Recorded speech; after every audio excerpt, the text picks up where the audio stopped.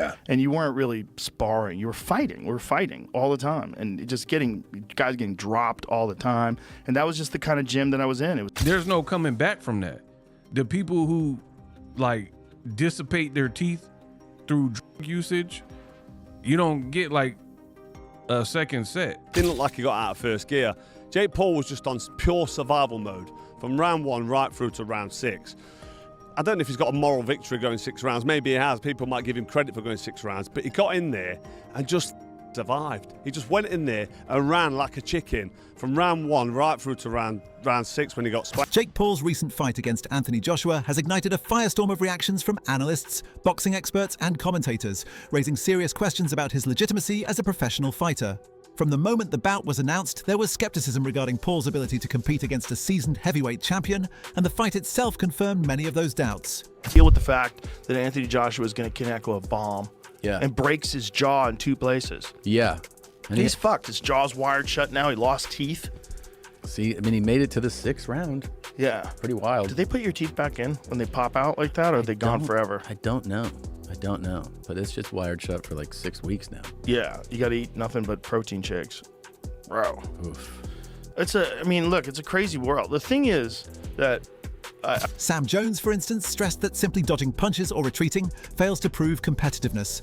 Jones emphasized that skillful boxing requires active engagement, strategic execution, and courage, all of which were notably absent in Paul's performance. The notion that merely surviving constitutes achievement was widely criticized, reinforcing the idea that Paul's past spectacle fights have masked underlying deficiencies in technique and ring intelligence. Look at all them celebrities like dude from the Mighty Ducks, the little boy actor that got strung out on drugs. And all his fronts and all his teeth were missing from being on meth or whatever, whatever drug of choice he was on. There's no coming back from that. The people who, like, dissipate their teeth through drug usage, you don't get, like, a second set. So if I'm not mistaken, the dude from Mighty Ducks, somebody, like, he's been clean and they gave him a makeover and he has, like, pretty much fake teeth. So yeah, the teeth are going to be cooked.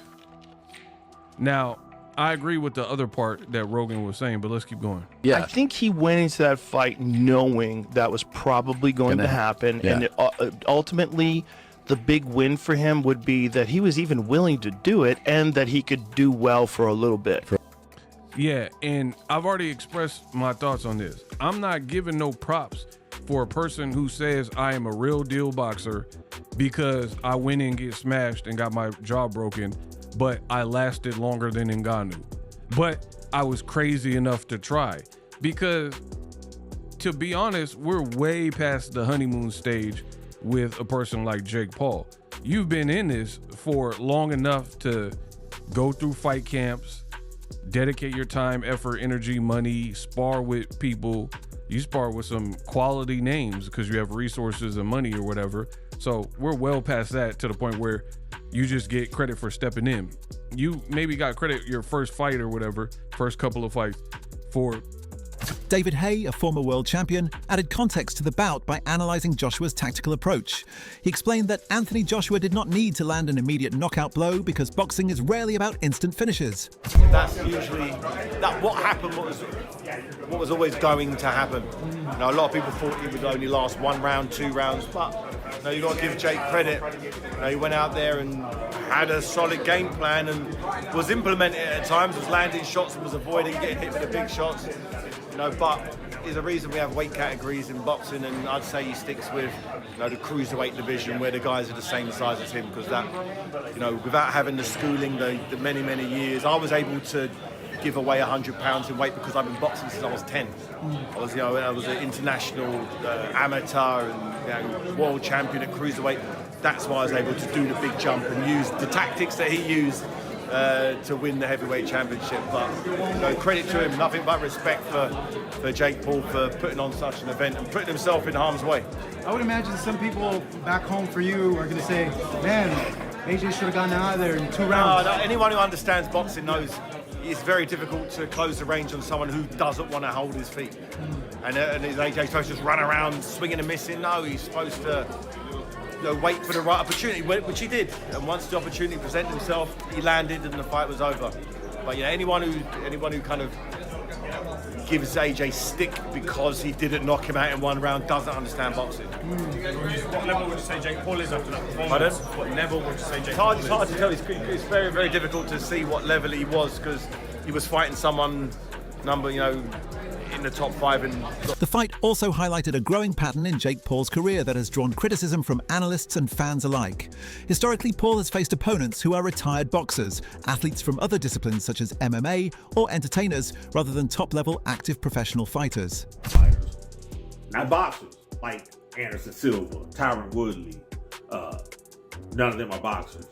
Nate Robinson, who's a YouTuber. So I guess, over the hill, retired Mike Tyson, who's 60, almost lost his life before the fight and had blood transfusions and was coughing up blood and was transported off of a plane for passing out.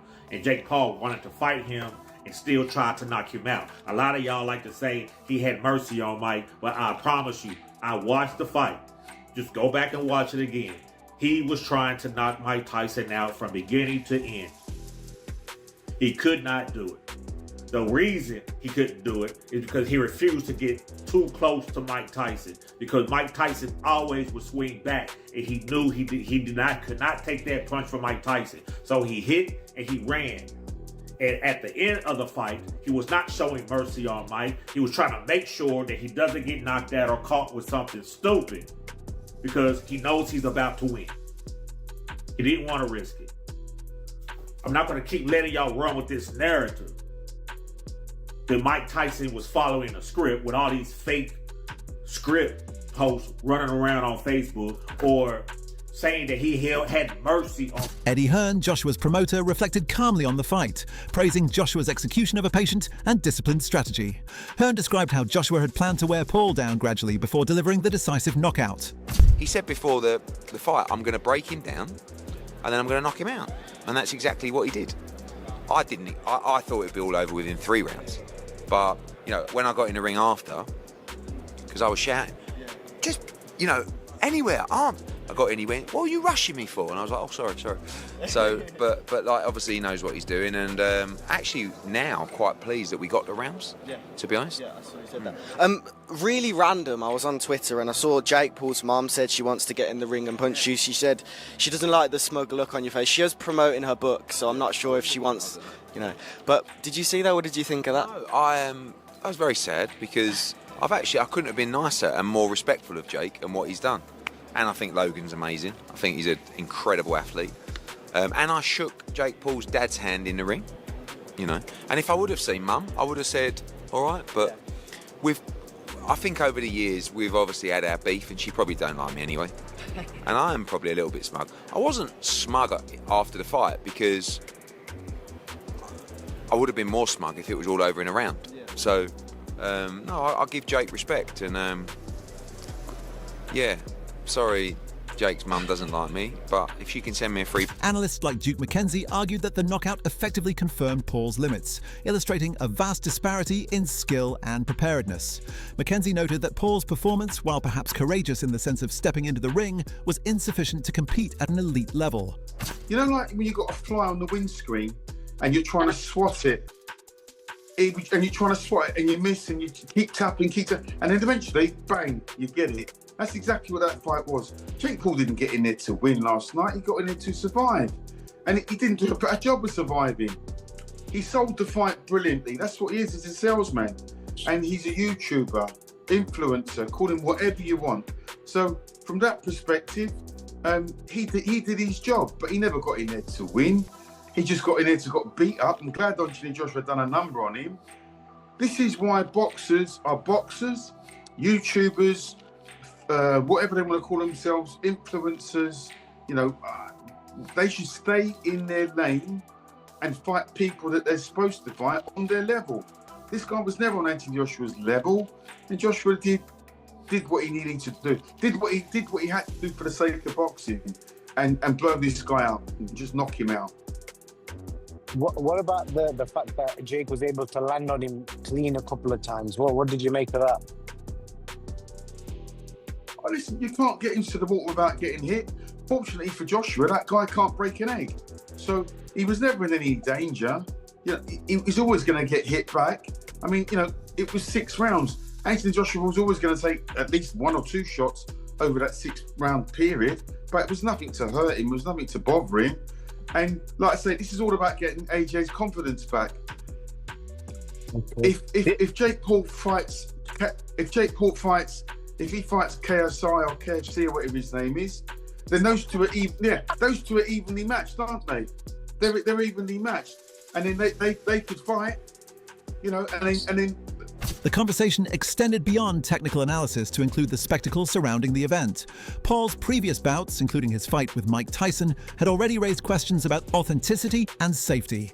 During that fight, Paul was criticized for evasive tactics, including retreating and avoiding close-range engagement with Tyson.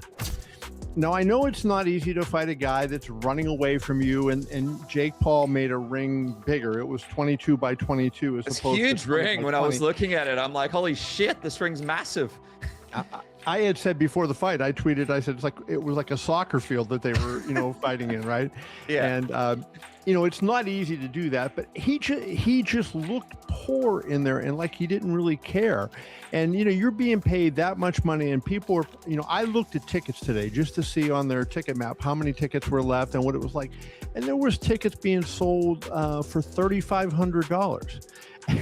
And then this is the kind of performance, if you're AJ, that you give when you're being paid $35 million and people are paying that much money to get in. I thought that was, you know, the whole show was awful. Netflix ought to be embarrassed for putting that on.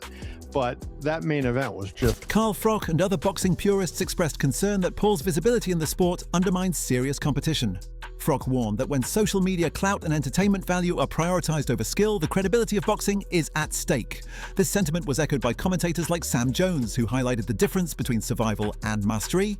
He counted out, knocked out, whatever, however you want to call it. It wasn't a bad knockout. It wasn't an El Sparko. He wasn't rendered unconscious, but he got done.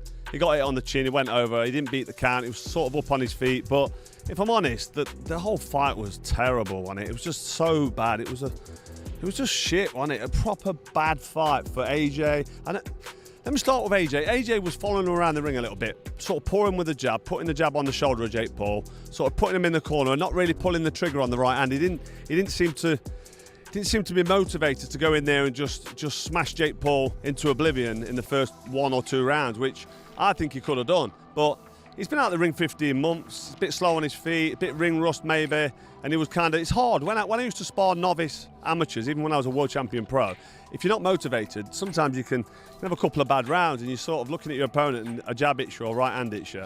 And I think AJ was in a bit of a daze early on.